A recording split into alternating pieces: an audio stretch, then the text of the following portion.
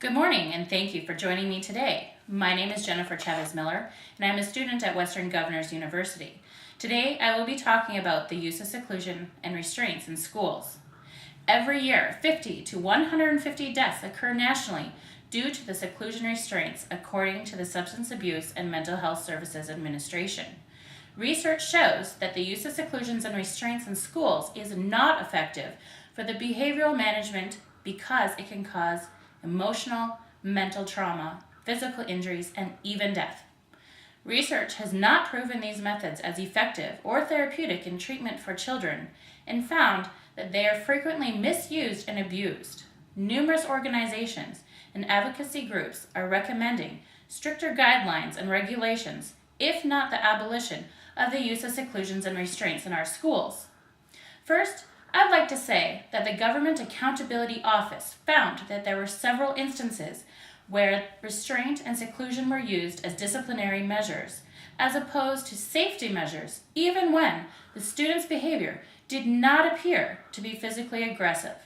However, those that support seclusion and restraint argue that these methods of behavioral management can be therapeutic, de-escalating in crisis situations, and destimulating for students who have been triggered by situations in their learning environment.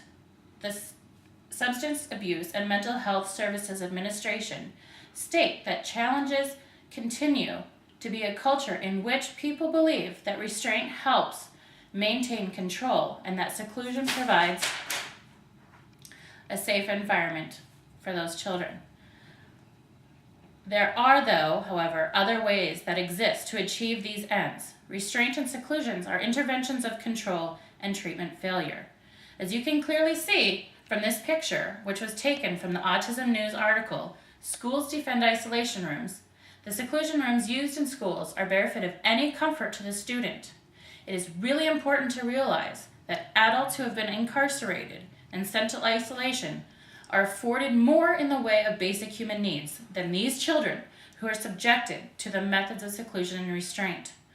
Seclusion timeout rooms, also known as isolation rooms, usually consist of a small room within the school that is stripped entirely of furniture and materials.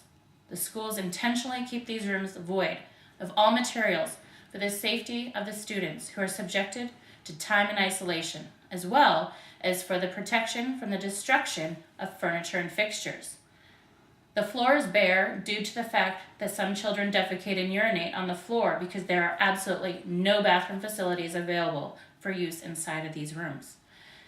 Access to water, food, heating, and lighting are controlled from the other side of the door by a staff member who observes the student from the window. Many times, though, the window is covered by a paper or a shade. There is a heavy reinforced door that is capable of being locked from the outside so that the student may not escape from the seclusion room. This photo can help guide you in your decision of whether you would want someone who you care about locked away and restrained in one of these isolation rooms.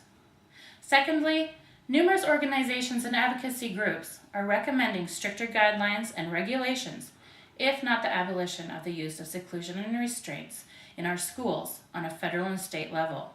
The National Disability Rights Network urges Congress to adopt proposed legislation at the beginning of 2010 so that all of our nation's school children, regardless of where they are learning, will be protected from abusive restraint and seclusion practices.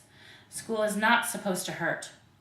Although a great many organizations and groups fight long and hard for these rights of children being mistreated and abused in dehumanizing ways, it is not until this year that the Committee on Education and Labor reported that in response to the recent government investigation by the Government Accountability Office that found widespread allegations that children are being abused through misuses of restraint and seclusion in classrooms, the U.S. House of Representatives approved bipartisan legislation to protect children from inappropriate uses of these practices in schools.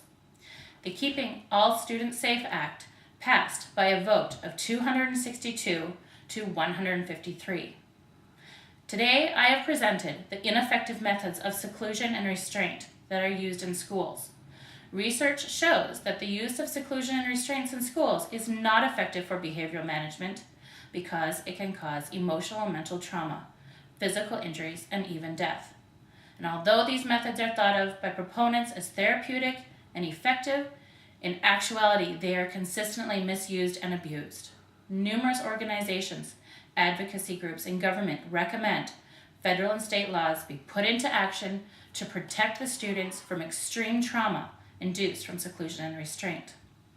At this time, I would like to open the floor to any questions from the audience. In what way are seclusion and restraint ineffective as methods of behavioral restraint? Well, seclusion and restraint can potentially lead to emotional and mental trauma, leading to psychiatric care. Physical and mechanical restraints used on students can cause bruising, cuts, dislocated joints, suicide attempts, and even death. Any other questions?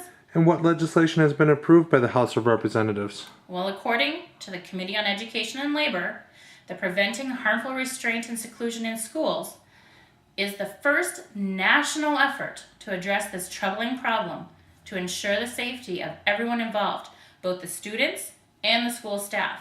It would establish minimum safety standards in in schools and increase transparency, oversight, and enforcement to prevent further abuse, among other things.